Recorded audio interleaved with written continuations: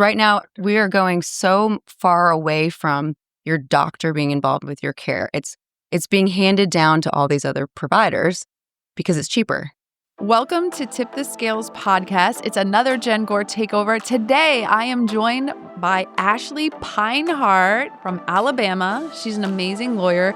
We talked about being a woman in this industry, being a trial lawyer. We talked about our kids, our divorces, and we talked about a lot of fun, juicy stuff. So stay tuned and you'll love this episode. Ashley. Hello there, Jen. Welcome to Tip the Scales. Thank you. I'm so happy to be here. Yes. So tell everyone your name and where you're from and a little bit about what you do. Sure. Ashley Peinhardt. I live in Birmingham, Alabama. I work at Harwin, Newell & Newton, the oldest plaintiff's firm in Alabama. I saw that from the 1800s. Yes, we are 135 years old this year. That's pretty impressive. Yeah, been around a long time, many different iterations of this firm. And I do almost exclusively medical malpractice cases. Okay, so we met probably 2 years ago. Yeah. I want to say it was at the Women in Travel Trial Summit. For sure. Yeah. So we met in Mexico. We were both speaking at that event. And you, I think, were talking on a trial strategy. I was probably opening statement or closing argument. So super impressive. Tell me how, I don't think I've ever heard this story. How did you get into med mal? So med mal was not in the cards for me. It wasn't something I was trying to get into. I don't have any medical background. But when I went to my law firm, I knew I wanted to try cases. Okay. And so I said to them, whatever cases are going to try, those are the ones I want to work on. And medical malpractice cases in Alabama very rarely settle. Yeah. So I'm like, put me in, coach. And so you went to law school where? In Cumberland. Okay, so were you born and raised in Alabama? No, I am born and raised in Minnesota. Wild, a northerner coming down just like me. Yeah, a Midwesterner. Lived there for 15 years. And then I went to Florida. So I actually went to high school and college here in Florida. This is so wild because I'm from New York and my parents moved to Florida. Yeah. What part of Florida? I went to high school in Jacksonville. Okay. And then I went to University of Florida. Amazing. Go Gators. I'm Yes. number 3 in the country right now, basketball. So I'm happy about that. This is so funny. It's north to Florida, then back up to the south. Yes. My dad was in banking, so Okay. we moved around a lot. We lived in California for a little bit too. But anyway, I ended up going to law school where they moved. They moved to Birmingham when I was at UF. And so I'm like, I'm going to go live with mom and dad and go to law school, save a little bit of money. And I was going to really good trial school. Amazing. And then you just decided to stay? I did, yeah. And your first job, when you got your license, you worked where? Same firm I'm at now. Same firm. That's so impressive. Yeah, I clerked there, and I truly said to them when I was clerking for those 6 weeks, I loved the experience. I got to strike a jury. I got to go on all of these different investigations and depositions, and I got a really good feel for what they did. And I said to them, I'm going to work here someday. So, how long have you been working there now? 15 years. That is so rare in our industry. Yeah, very. I'm so impressed. I have never worked anywhere else. That's so ideal because you have so much traction when you're in a job, and the way you talk about your firm and your coworkers and your partners is so endearing. And I just heard something you said the other day. I think you were on Stories and you were talking about how they're your ride or die. Yeah. I mean, we have gone through so many different iterations of this firm. We have changed over 135 years, but the fact that it's still around and we've been able to generationally, transition so many times is pretty amazing. And we're just going through one of those right now. We had a bunch of lawyers that were in different offices. We were in Kentucky and Arkansas for a while, and we ended up shutting those down. We just didn't need to be there anymore. To be honest, we kind of grew a little fast. Yeah. So we kind of just went back to our basics and what we're good at, and that's, dominating Alabama and dominating Birmingham.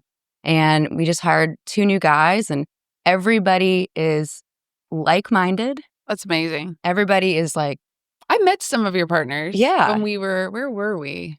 I met a couple of your partners, I want to say we were at another conference. In Atlanta, I think. Yeah, we were in Atlanta. We were in Atlanta at Chris. Yeah. Yeah. So, MedMal. Yeah. I mean, what is the typical case you handle or you're seeing? So obviously in Alabama, we have to make sure that they're high dollar cases. They have to be where I think my fee is going to be $1 million. That's the way we look at it. So we turn down probably, you take 1 out of 1,000. Yeah. It's a very low bar on cases that make it into firms. Yeah. And just generally. Absolutely. But medical malpractice specifically in Alabama, because we have a higher burden. We have the Alabama Medical Liability Act, which makes everything secret, including if you have insurance and how much insurance you have. Yeah, I see. We don't know. We have to blindly negotiate in medical malpractice cases because we're not allowed to know if they have insurance and how much their coverage is. So doing this for a long time, you get a little paranoid. Yeah. Tell me some of your paranoias around medical. Everything. Everything. Like, do not put me in a hospital. Do not put me at a doctor's appointment. I literally avoid everything. If someone was like, it's probably a good idea for you to get the surgery, I'd be like, what can I do to not do that? And tell us why. Yeah. Every procedure has a risk. We see the worst of the worst. Okay. Right? Like, I see the worst things happening, system failures from top to bottom. You know, you see people that... Like anesthesia? Everything. Like it just they overdid it? Yeah. Overdid it. We had a case where they gave this baby adult insulin. So it was 100 times the dose she was supposed to have. And it truly melted her brain. That's the way that the neurologist said. You're kidding me. Yeah. And it went through all these different checkpoints at the hospital. Every person that was supposed to make sure it was diluted and was not an adult dose, every one of them. Parents across the nation are shuddering right now because that's something you, like, as a parent, there's no way to have, like, avoided that. You would never know. They make a mistake. Yeah. Okay, what about, like, surgeries? Oh, gosh. I mean, they leave tools in you. Well, that's becoming like a little more rare. Thankfully, we don't see a lot of tools left in you or sponges left in you anymore, but they do still operate on the wrong legs. Oh, I actually have a friend that's a lawyer in California, Robbie. You know Robbie? I know who that is, yeah. He became a med mal attorney in California because he had to get knee surgery and they operated on the wrong knee. Yeah. And he woke up, still bad knee. This one's good knee's now messed up. Right. Yeah, like, how did that happen? I mean, they're supposed to draw on your leg, right? Like, this is the right one. When what you're are you awake. here for? Yeah. What are you here for? Are you having left how knee, can right that knee? happen? How? I don't... Everybody's human, right?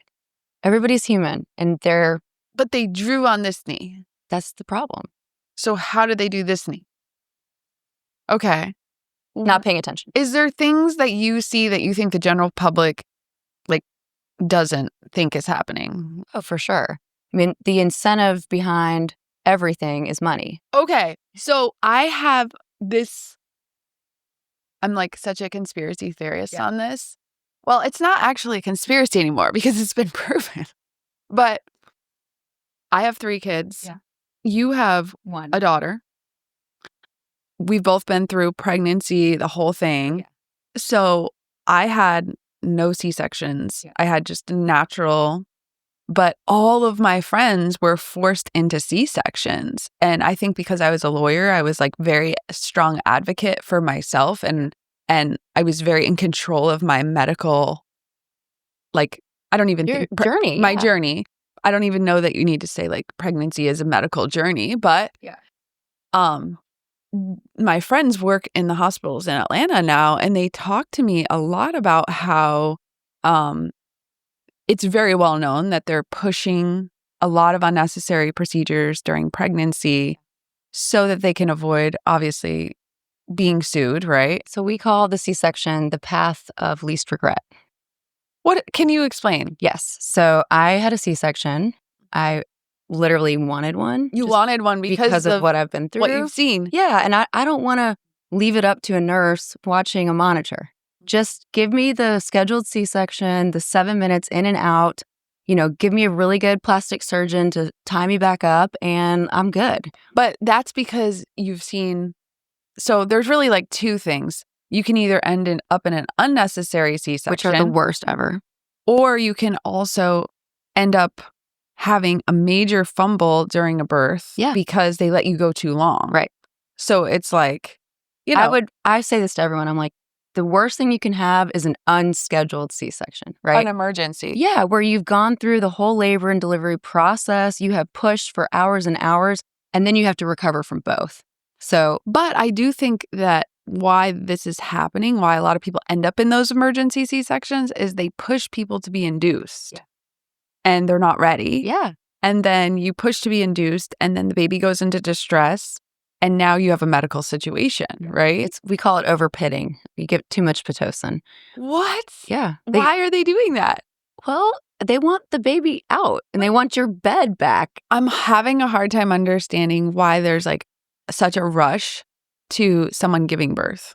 Well, I mean, think about it. We used to go to the hospital for 4 days and now they're like, oh, you have 3 days, maybe 2. 1. Yeah, right? Like, come in and have your baby and leave. They want your bed back. There's a lot of factors going into medical decisions that have to do with money in hospitals. Sure. And also they make more money if you have a C-section, right? I mean, they don't make as much money when you have a natural birth, right? That's true. But that shouldn't be the way it is, Ashley. I know. Well, money's behind everything and insurance coverage, right? If they're going to be able to, if insurance will cover it, then they'll want to do it. That's wild. Yeah. I mean, I know that is what's going on, but to hear it, and like you've obviously probably been able to uncover evidence that this is actually true. Sure. Yeah. It makes me very uneasy. Well, they're professionals, right? They're business people still. Like, yeah, but at the end of the day, having somebody have a surgery that they didn't need to have has long-term consequences. Sure. So it's just like there has to be ethics at some point. Sure. Yeah. You know, it's like I'm just torn between it because I would wish everyone would just have a scheduled C-section. Well, the problem to me with having a C-section, if you don't need it, is then your second and Destined third children for every are going to have, like, you're going to now have to have that every single time. Right. And as you know, every procedure has a risk. Yeah.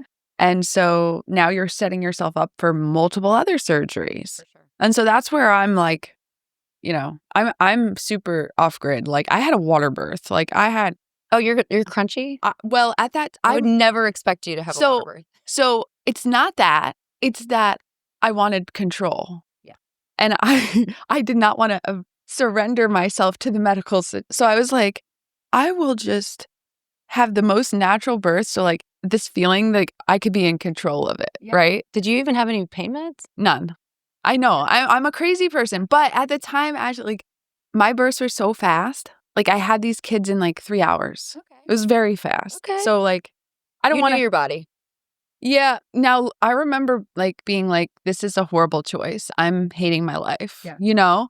But... Thankfully, we forget the pain afterwards. Yeah, but, like, the real driving force was that I was a lawyer and I was very terrified of the medical system. Yeah.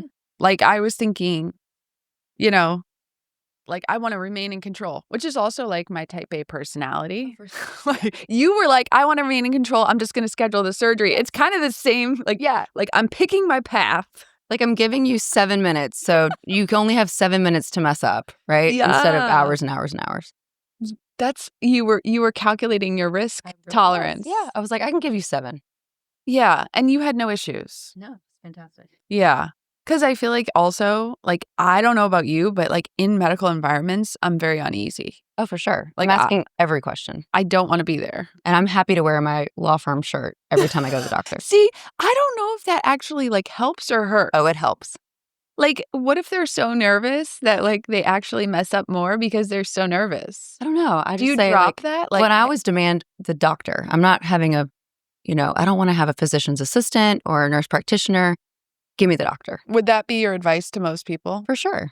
Because right now we are going so far away from your doctor being involved with your care. It's being handed down to all these other providers because it's cheaper.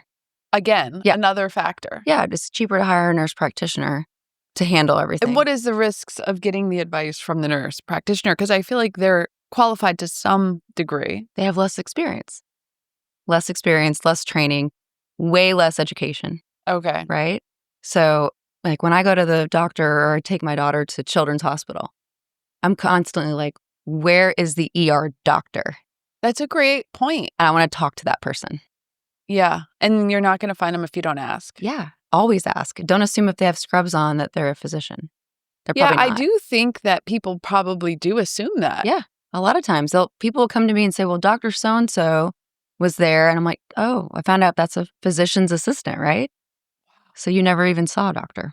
That's amazing. That's great advice. Do you feel like advocating for yourself is the key? Like a lot of people have said, don't go to the emergency room without someone with you. For sure. Don't go anywhere without someone with you. Don't see a doctor. I mean, just don't go to any doctor's appointment without somebody with you. Like I go with my parents now because I want to hear it. I want to ask the questions that they don't know to ask. And then a lot of times you're nervous and you're not thinking like, what did they just tell me? And then if something goes wrong, you also have a witness. Yeah. Like And get a later, second opinion. they can say like, well, I was at the appointment. I was Take at pictures. take pictures. Yeah. Take pictures. Write it down. How do you feel about like procedures where you're like put to sleep and like those type of events? We've seen those type of cases. Oh, yeah. I mean, I've had many cases where someone goes in for a colonoscopy and they end up brain dead. Brain dead? Brain dead. Ashley. Completely brain dead. Just a regular old colonoscopy How? because they over sedate you. That's not even a risk I would have been concerned about. Oh yeah, like even my daughter New going in fear to have her. unlocked. Anytime you're put under, like even my daughter getting her tubes in her ears, right? Because she had to be put under anesthesia. Same thing. Where's the anesthesiologist? Not the CRNA. Where's the anesthesiologist? I want to talk to him. Are you staying in the room the whole time? Is that what they should do? Oh yeah, I demand it. I want the anesthesiologist. We're in the room educating the whole America time. today. Everyone that's listening. Make sure it's a doctor. Yeah. Wow. I mean, I know people are stressed when their kids are put under anesthesia, but this is like now you're making me. Yeah. Now we might not get the tubes in the ears. Yeah. Well, I mean, you can wait it out as long as you can. Okay. So you're in our like personal injury world here of social media. Yep. You've been coming on social media a lot more. Trying to get out there more. No, you are. Well, I'm like learning from the best. Oh, he's so cute. So tell me how that journey has been, because you've been making big progress. It is so awkward. What? To take a selfie. No. To do a selfie video. For me, it is. I'm happy to do this where someone else is filming and I don't have to like hold it up. But all weekend long, you're going to see my no shame game. I know. I'm like, hey, take my picture. Film me. Well, see, I just need to start doing it, right? Like last night we go, oh, we should probably take a photo. And I was like, well, Jen would just say, do it now. Yeah. Just do it. Exactly. Yeah, you were I was like, hey, I need you. And then you got a bunch of people and then everyone was ready for the photo. Exactly. Yeah, I'm trying to get out there more. And you're kind of like, we have a lot in common. You've gone through a divorce. Yes, I have. And you've kind of been like glowing up since your divorce. Big time. Yeah, like I feel like you lost a lot of weight. I did. You've I feel like you've like come out of your shell. Oh yeah, I'm definitely like my best version of myself at 41 for sure. Yeah, and we're about the same age. Yeah. So like how has that been? Well, I think for such a long time, I always had a relationship. Probably ever since I was 16, I was in a relationship at all times. We talked about this. At all times. So I never got to like know myself alone. Yeah, and you've been telling me that like you've been on a journey kind of just doing your own thing. Yeah, I haven't been dating. I've been loving my life. I've been loving taking my daughter everywhere and just having like, this is precious time. How many more years is she going to want to hang out with me? Oh, forever. Yeah, forever. I don't know. Forever. I don't know. There was a time where I didn't want my mom around. So Yeah, but it'll be like a temporary, and then she'll come back. Yeah, she'll come back. But I do agree that like putting all that energy into yourself when you've been like constantly in a relationship is refreshing. It's so nice. Like I had a therapist tell me I needed to have dinner with myself in front of a mirror. And I was like, what in the world? That is so awkward. And it was painful. Really? It was painful. Like, why? because I don't like being alone. Oh, you had like a fear of being alone? I think I just constantly had a busy schedule because I didn't want to sit with like my pain. I had a really abusive ex-boyfriend, my first love, super physically abusive and lucky to be alive. So I think that there was a lot of healing I hadn't done. Yeah. And I think when you sit with yourself and you sit alone, you have to face your own stuff. And do you feel like, that process, you said you've had a therapist, like what other things have you done to kind of go through this journey? I think for me, it's just getting to know myself, and journaling is a huge part of it. I think writing down your feelings Yes. helps. But yeah, I got to know myself for me, and then I stopped caring what other people thought. Yes. And I'm not living for anybody else. I'm living for me. Yeah, but it's like, I don't know about you, but until I turned about 38 to 40, like I didn't have this feeling of like really being my full self. For sure. Everyone says when you hit 40, like you just give less fucks. Like you just do. I feel like it's like give less fucks. It's also like just like a deep knowing of who you are. Yeah. And like unwillingness to tolerate certain things. For sure. And I really wish I had that when I was like 20. Oh my gosh. We would be so amazing already. Would you go back to being 20 again? Yeah. You would? Yeah. I don't think I would. Well, I think I would do it with the knowledge. No. Oh, no. Like go back. No. I feel like my 20s was actually such a hard time. Yeah, because you're absolutely clueless. You're clueless. You don't know like a lot of things, like boundaries. You don't know your self-worth. Like, is there some 20-year-olds out there that maybe they got it? Because I feel like I didn't have it. I think this whole generation coming up is going to know so much more than we did because we are teaching our children about this. My parents never talked to me about like emotions. Oh, really? Oh, yeah. Yeah, I don't think my parents, the conversations I have with my daughter are probably very different. Vastly different. Yeah. Like preparing my 10-year-old for her period, like that is a vastly different thing than what my mom did. My mom was like, here's a book. Here you Check go. the box. Yeah. Don't you think it's like kind of complicated raising a daughter though in this environment? For sure. Like, I think that when we were kids, we were told, at least like our generation, you tell me if this is I feel like we were told like you can do anything, you can have it all, like, which was really awesome in some ways. Mm-hmm. But I also think somewhat misleading. Fully. And I don't know about you, but like I feel like I leaned into being like hyper type A masculine for so long. 100%. I mean, still like I'm a woman and everything, but yeah. I'm like, as I'm turning 40 now and like coming into this stage of my life, I'm like, I don't have to be that, like this one-dimensional thing. Right. And like, there's so much good in the feminine side. Yes. And so much power. So much power. Like unlimited power. So much power. And like, no one ever told me that when I was 20. Yeah. And like, I was trying to be like so masculine in a sense. I mean, I always felt like I dressed feminine in a sense. But you know what I'm talking about. Yeah, your energy. Your energy. Your energy. Yeah, I definitely came with masculine energy, especially being the first female at my firm. You almost have to like go in extra. Yeah. Right? Like I wanted to be more like tough. I wanted to, you kind of go too far with that. And then I realized I could just be sweet me and I can get a lot more. Ask a favor. With honey. Yeah, like my younger self would have never asked for any favors. Oh, or help. Nothing. Now I'm like, hey, you want to help me? We've talked about this. They love when you ask them for help. People love to help other people when they ask. Absolutely. So much of like life, we've talked about this, is like ask for what you want. Yes. If you don't ask, you won't get it. Ask and you shall and receive. I think I told you last night, I ask for forgiveness, not permission for most things. This is why we get each other. You know why? Like, most people are going to, forgive you. Yeah. Like, and most rules aren't really like for everybody. Well, my favorite quote is, there's an exception to every rule. Yeah, same. And I'm trying to figure out how to teach my daughter to like follow the rules, but then also like there's probably gray area there, then we can figure it out.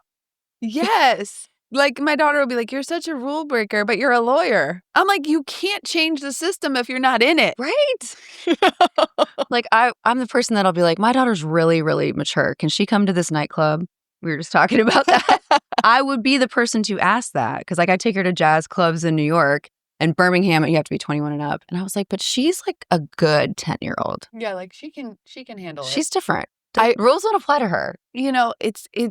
it's all about finding the line. Like, where is the line on the rule? Right. And I think we're both, like, kind of boundary pushers. For sure. So, like, I will follow the rules to a degree, Of course. but then I wanna know, like, where's the exception? Where's the gray? line? Where's the area where we can negotiate? Everything is gray. We're lawyers, so we know how to argue yes, argue no. Yes, but that does make it quite complicated raising kids because we live in a society that's very rule-focused. For sure, especially school. Like, the kids will be like, "Mom, I'm not allowed to miss this many days." But then it's like, "Okay, well, we're going to France, so we're gonna find an exception to that rule." 100%. I have been almost taken to truancy court multiple times. And thank goodness for COVID because they like threw the rules out the window for that couple years. Like, this is a life experience. Well, yeah, we're going to New Zealand. I'm going with a BOTA. I just got into a BOTA. I'm really excited. Congratulations. Can you tell everyone what that is? So, American Board of Trial Advocates. Very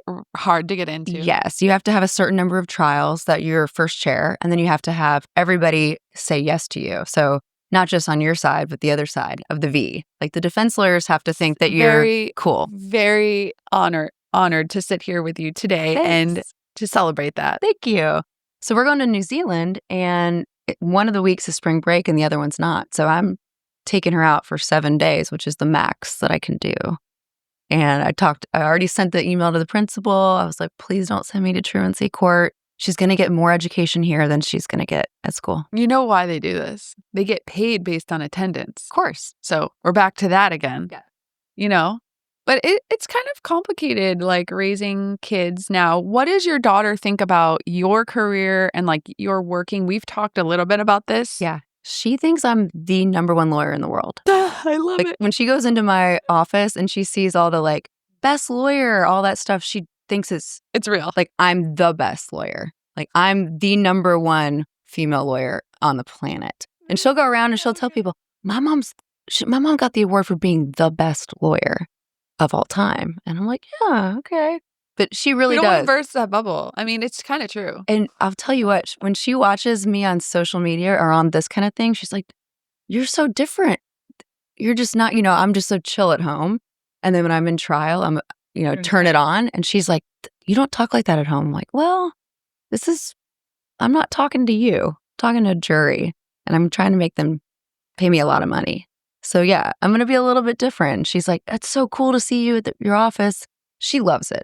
I think the best thing I could ever do for her is to show her that I have a job that I love, that people need, that I'm good at, and that I can get paid. And I always say 100,000%. I always say this to all my students too. I also teach at Cumberland. I teach trial advocacy. Amazing. Adjunct professor.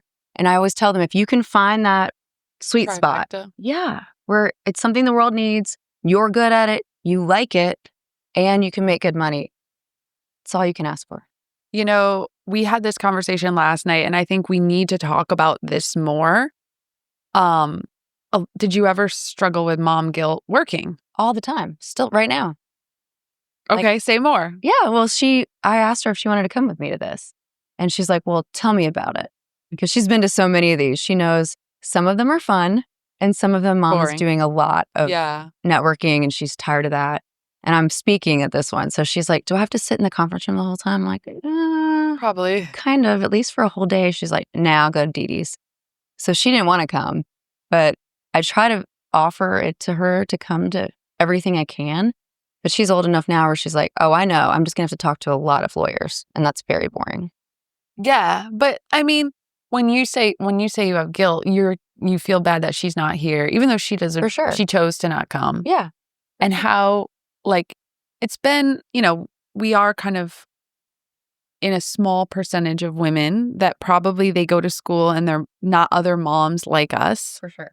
So what is the conversation you're having with her about, hey, I'm not going to be picking you up from school today. I'm in Miami at AAJ. Well, I don't really have that conversation. I just tell her when I'm with you, I'm going to be 100% here.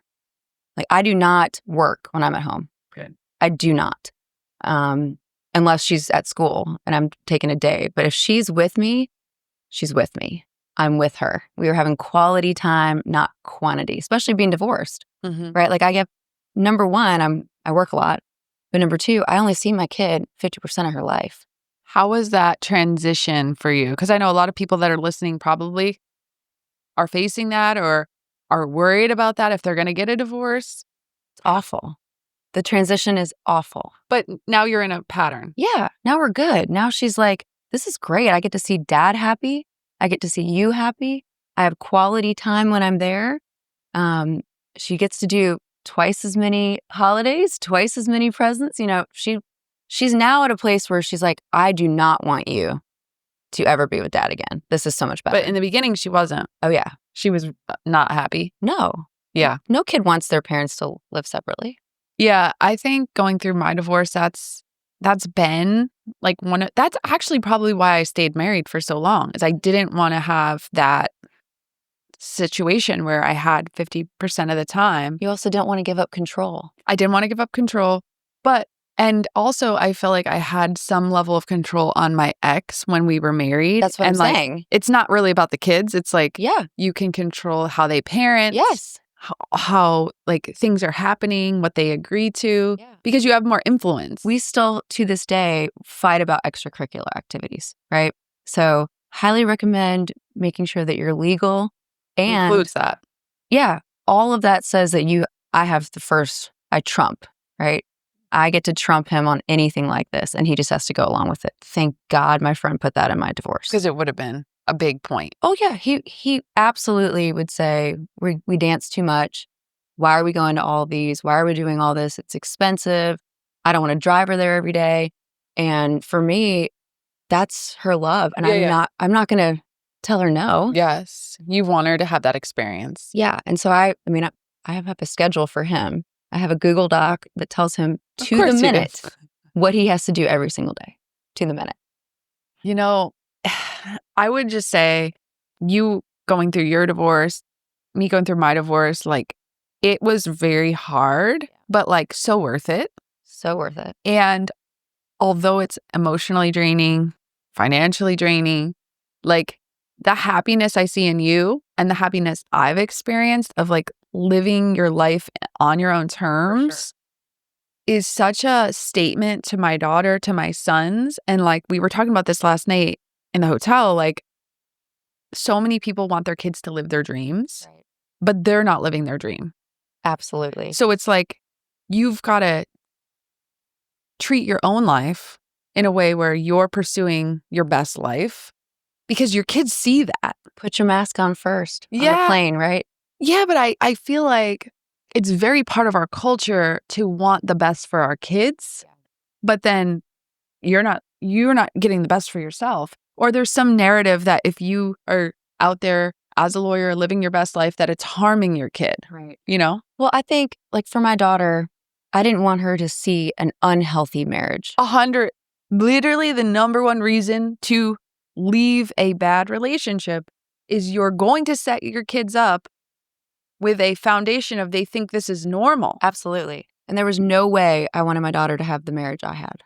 And that would have been her base pattern. Yeah. And I want her to know if you ever are unhappy, you can just leave.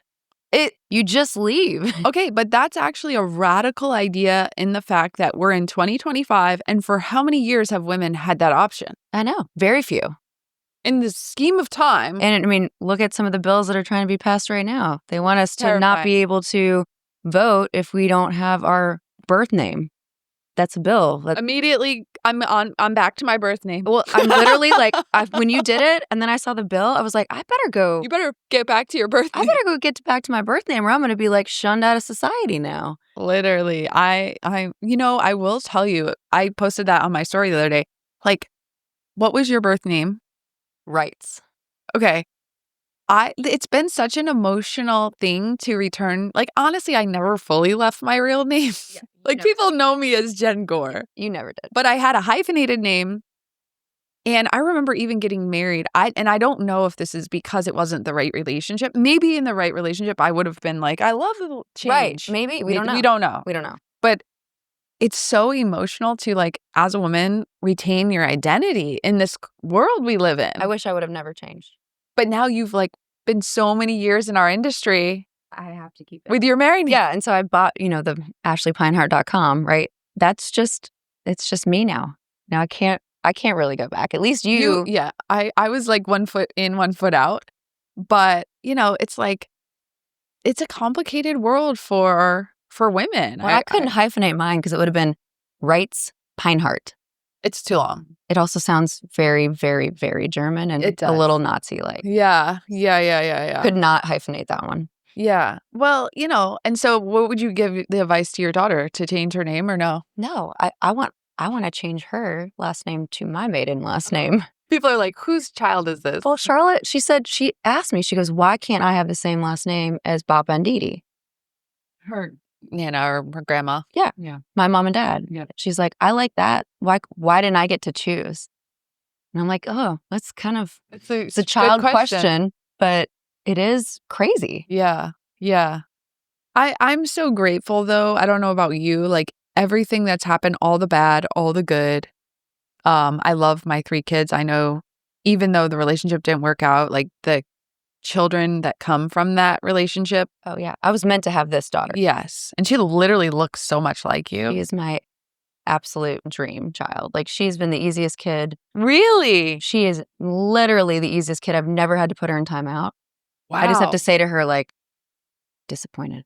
Wow. She'll be like, oh, that's awful. Or I'll be like, I'm just going to go do something else because you're bothering me. She'll be like, oh, Actually, what did I do? I'm so glad you didn't have any more children because you would have been deeply I know that. distraught. Yeah. And I'm so glad I don't have a boy. Oh my God. I couldn't do it. Well, I will tell you, I grew up with all sisters. So I'm like not, like I wasn't in the boy world. Yeah. And I have my daughter and then I have 2 sons. And the really amazing thing about sons, which you know about men, Yeah. they love their mom. For sure. Like my sons are so, like, I can do no wrong in their eyes. Like truly, they think I walk on water. Yeah. Like the way men feel towards their mother, it's just the wildest phenomenon I've ever experienced. And like when I come home, they are running to see me.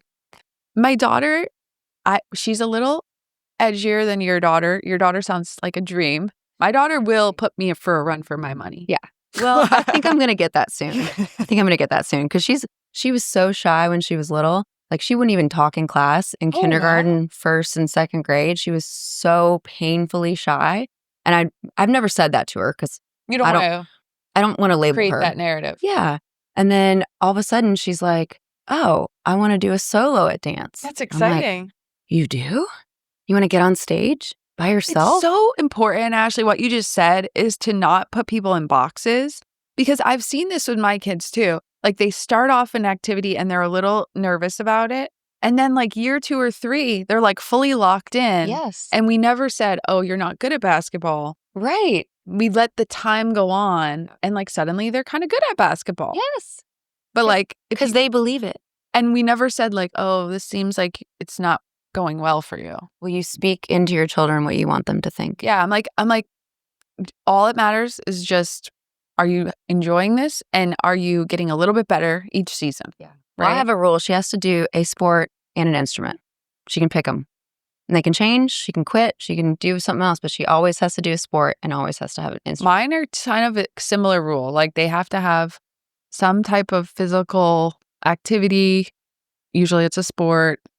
And like my son started doing chess for a little while and he was doing art and stuff. But like you have to have like exposure to different things. Yeah. You have to have a team. Yeah. For me, it's very important. I mean, think about how many, there's studies out there that most women in the C-suite world were on a team through high school. So true. Yeah. Well, you were on a team. Yep. Played basketball. You played basketball. Yep. I was a rower. Yeah. I think that if we can set our children up for success, it's, exposing them to things, showing them experiences. I also, my kids have a lot of chores. Oh, yeah. Like creating responsibility at a young age and modeling this behavior as, we go to work every day. Right. And that's coming for you. Yeah. You're not going to be able to just have this life where I do everything for you. No. You're not going to live at home when you're 20. No, It's not happening. no. Setting that expectation. What would you say, you're most excited about this year in 2025?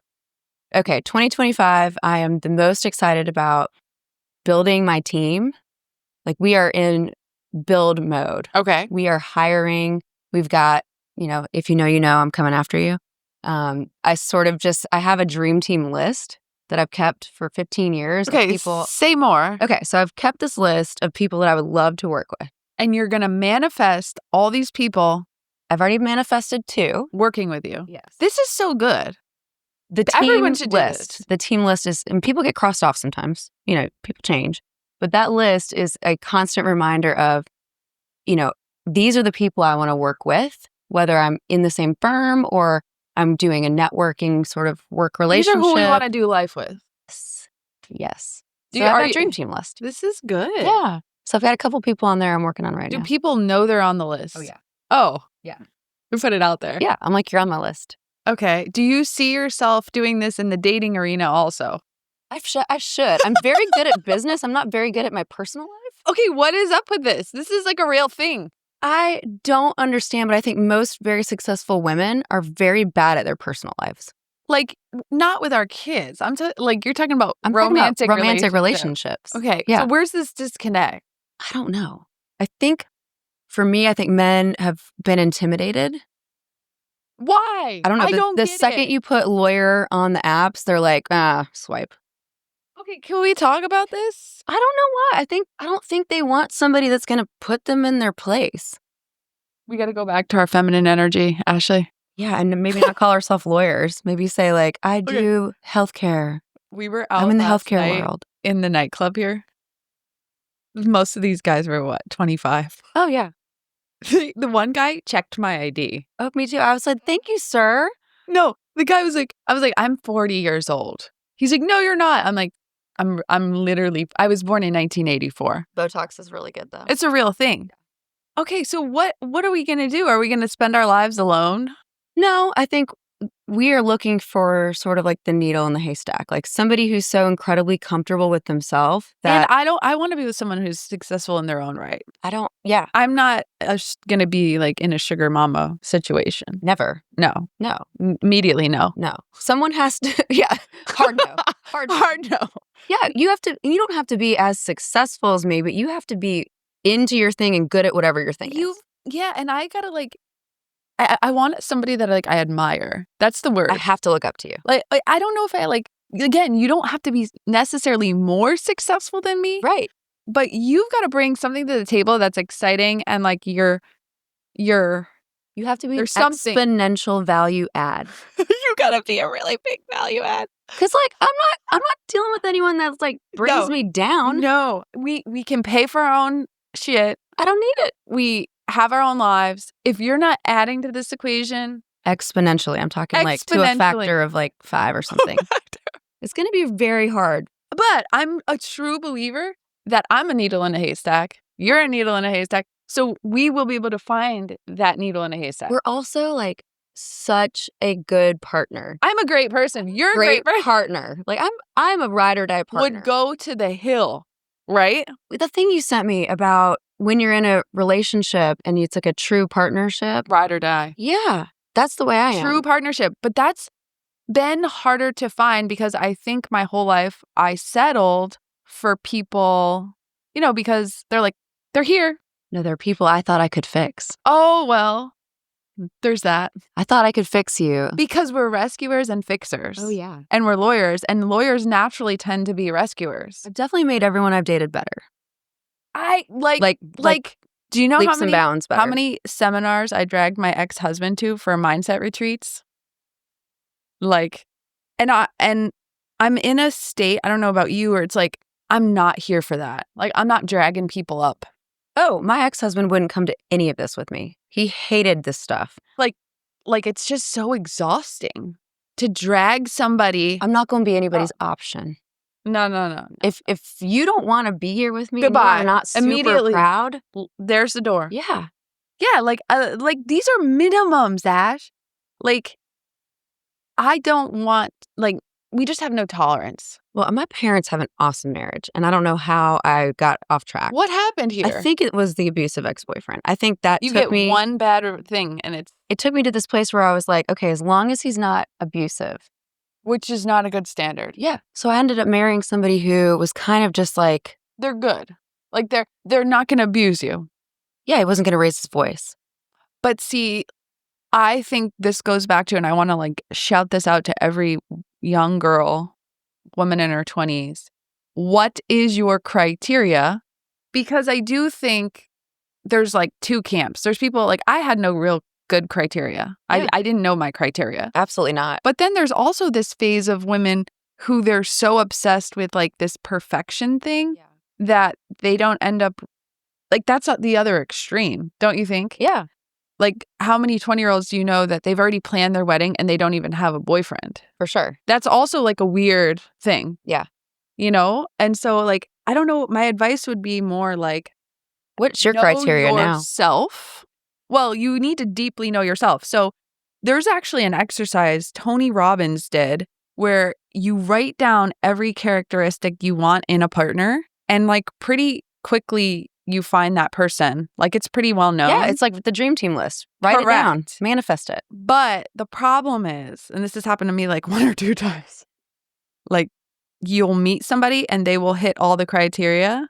And then you're like, oh shit, there was this other thing that I didn't even think of that's a super deal breaker. And then you have to refine the list again. So like the list is kind of like, until you get to, I feel like maybe a certain point, we're not there yet. Yeah. I mean, The list is kind of still.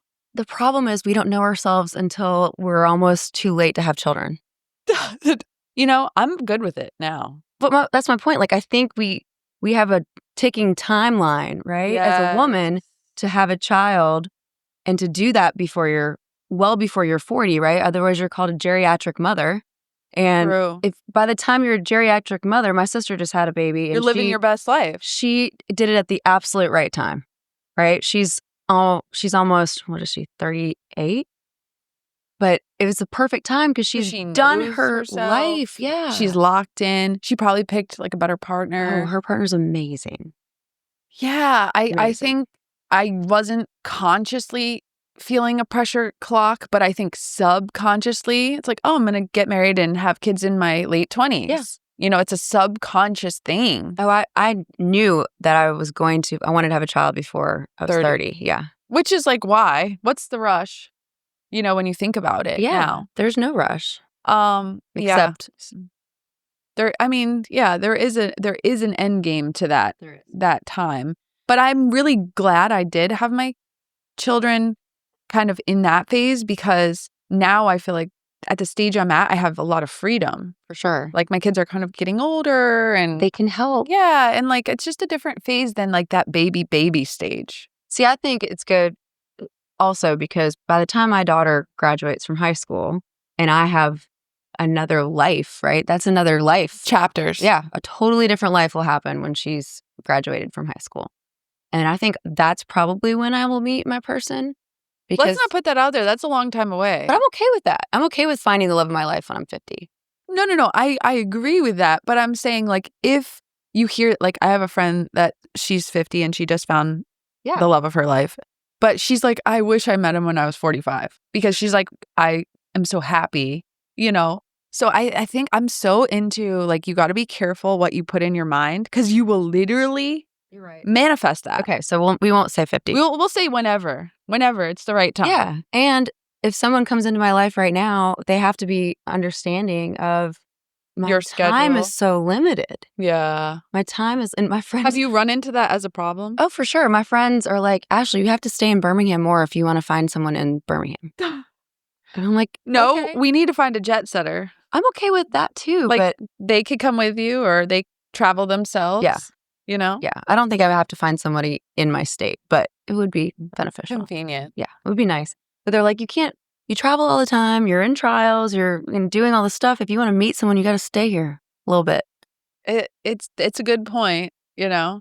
There's I some don't know. sense to it. I don't know. I think me and you we will do another episode down the road when we conquer this issue, but I'm still a work in progress. I shouldn't be giving out tons of dating advice because I truly am not the expert on this topic. I think we can only tell people what not to do. We can tell you what not to do. We are still working on what to do. Yes. And we take all the advice. Well, yeah, if you have any advice for us, this is great. What would you say to a young woman fresh out of law school who's like, I want to be a badass like Ashley? I'll be like, do you know what that means? Okay. I would ask them if they understand what that means. There's very few women that try cases. Yes. Very few. And there are very few women that try cases that are not just car wrecks that will go 2 weeks, right? So if you understand that doing this kind of work is not a 9 to 5, Yes. and it is not something where you can control your schedule, you You're are at the on- mercy of a judge. Of the courts. Yep.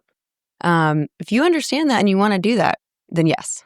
But if you want a more flexible life, it's not this. Yes, I would agree with that. I don't know where we got. If you're a lawyer, the 9 to 5 is not really it. Well, I mean, there's some DAs that work like that. Yeah, I mean, I guess I'm coming from my perspective of owning a law firm. Like, you're working all the time, you know, like Even when you're sleeping. Yeah, I mean, but I don't. I probably work more than a lot of people like you, but like it doesn't feel that way because I feel like my life and my hobbies are so intertwined, Right. and like work is so fun to me, and If you like it, it Yeah. doesn't feel like work. it doesn't feel burdensome. Like I'm here on a Saturday, I could be like at the beach, but we're here. People are like, you're always on planes. Like, doesn't that suck? That people ask that. I'm like, I love traveling. This is the I best. love being Diamond on Delta. Hell yeah, It is all day. very fun. Yes, I love going to the Delta Lounge and hanging out there and getting work done. Like, I love travel life. I love the travel life. I also love being productive and useful. And like, if I have an option, like on a Saturday, if I'm not with my kids, I'd rather be doing something productive, like going here, hanging out with you, meeting people, meeting vendors, learning something. I'm than better when just I'm busy, sitting around. but I'm just better, like mentally. Yes, When I'm busy and there's a lot of stuff on my plate, I'm better. I know. We COVID was hard. very hard, but you're also an extrovert in a yeah. sense. No, 100%. I'm an extrovert. Yeah. Extrovert. Yeah, I get energy from this. Yes, this is why This is we not got draining. along. This is not No. draining. This fills my cup. I know. I literally have this conversation with Maria because she's not an extrovert. And I'm like, she's like, Jen, I don't know, you have a third gear. And I'm like, yes, I come alive in these environments. I love getting to know people. I love like finding out like what's the hardest thing you've ever been through. What makes you tick? Yes. But don't you feel like that is also such a good quality for being a lawyer? have to be. You have Like to be I'm genuinely curious. interested in my clients. There Yeah. are a lot of lawyers that are not. I know. Well, I'm so excited for you for 2025. I want to push out this idea of the dream team. Yes. The dream team needs to come work with you. Yes. I want to make my own dream team. Well, I think you have. You own your firm and you're I know. you're doing it. I know, but you might not realize, like, even though you own your own firm, and, you know, now that I've just merged with Sweet James, there was many people over the years that I wanted to come work for me. Yeah. And they were like, you know, your firm's too small, or, you know, I'm happy where I am. And there's a lot of reasons why people may not come join you. Sure. Yeah. And so, but I do think energetically, like putting that out there. Oh yeah. And I tell people, I'm like, I will steal you. and people knowing that they're wanted and that they have another option, I think it sets something pretty powerful into motion. Well, like one of the partners we just hired, we've been friends since law school. And I've You've told been him, setting that. oh, I've said it to him all the time. And there was not the right time, but thank God he knew that I wanted this so that when it was the right time for He him, called you. yeah, we talked about it. He's like, actually, I think it makes sense for me now. And that spark had to start a long time ago. That's amazing. Thank you so much, Ashley, for coming on the Tip the Scales podcast. If you liked what you heard today, like and subscribe and follow us and follow Ashley. And we're so excited to see your journey for this year. Thank you so much. It was great being here.